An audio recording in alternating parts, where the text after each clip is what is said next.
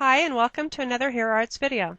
Today I'm using a Cleardesign sheet and I'm going to use the entire set as a background for my cardstock. So I'm going to start off with some Versamark ink and I'm just going to ink up the entire surface.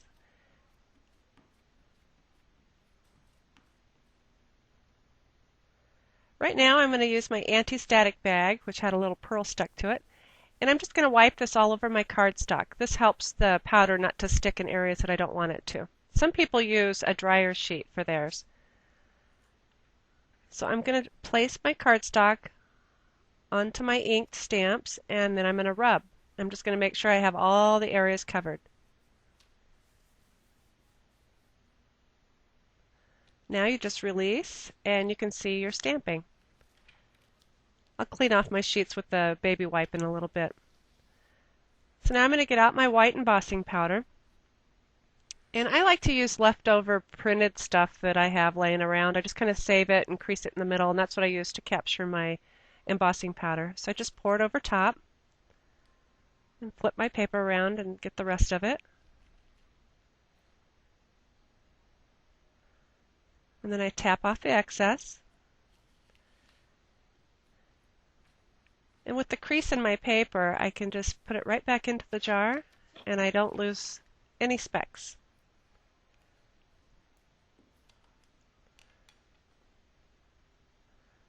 Now I'm just going to grab the edges and make sure I don't mess up my stamping, and I'll heat emboss. Once your gun heats up, you'll want to move it around a bit, and it takes a few seconds for it to get hot. But just keep moving around until you get the entire piece embossed. You can see where it's starting to change.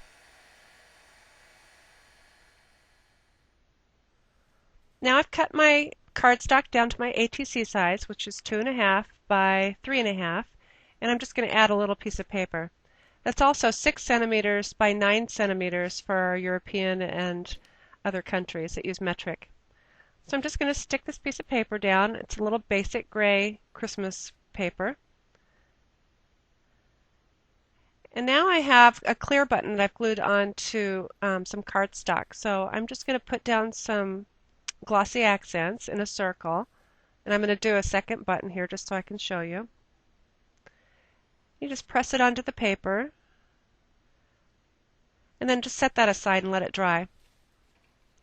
So I have this other one that I've done earlier, and I'm just going to cut the paper out around it, and you just kind of hold your scissors up to the button and let the button be the guide. And if you notice, I'm turning the button rather than my scissors. My scissors stay straight.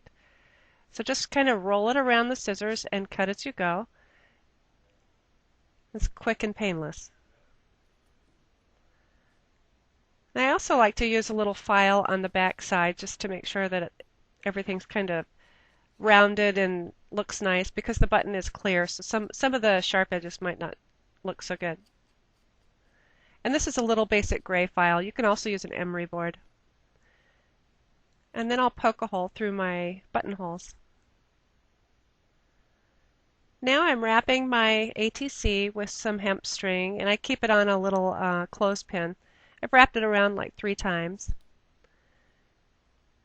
And I have our wonderful new poinsettia of flowers, and what I'm going to do is poke a hole through them to get a larger hole, so take it all the way down onto my pokey tool, and I'll thread my string through the center.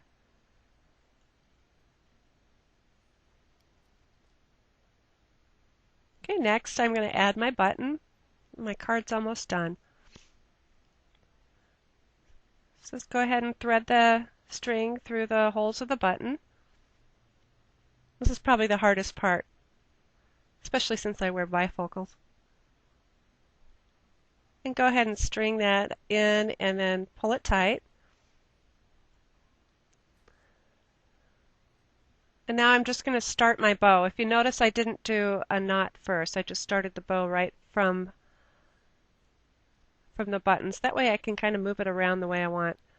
And just kind of tighten your ends, readjust your bow, and then snip the ends. And I usually use a little bit of glossy accents on the knot just to hold it secure.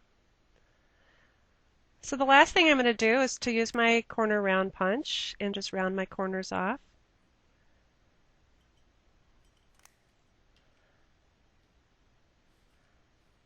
And voila! Here's my finished project. Well, thank you for joining me. Hope you have a good day.